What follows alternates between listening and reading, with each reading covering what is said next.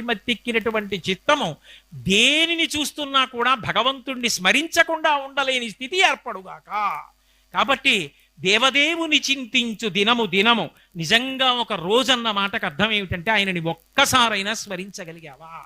కృతజ్ఞతాభావంతో మనసు బరువెక్కిపోయి, ఈశ్వర ఇంత మహోపకారం చేశావా, ఇవాళ నా చేత ఏమి చేత కాని వాడితో ఇంత గొప్ప రోజున నా చేత నృసింహతత్వాన్ని చెప్పించావా, తండ్రి నీకు నమస్కారం.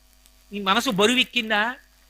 నువ్వు కట్టుకున్న బట్ట చెమట పట్టి నీకు ఇచ్చిన విడిదిలోకి వెళ్ళి విప్పేసినప్పుడు ఇవాళ స్వామి నీ గురించి చెప్పడంలో డొక్కలు నిప్పెట్టి లోపలి బట్ట చెమటెక్కింది, చాలు నా జన్మకి ధన్యం అనగలిగావా?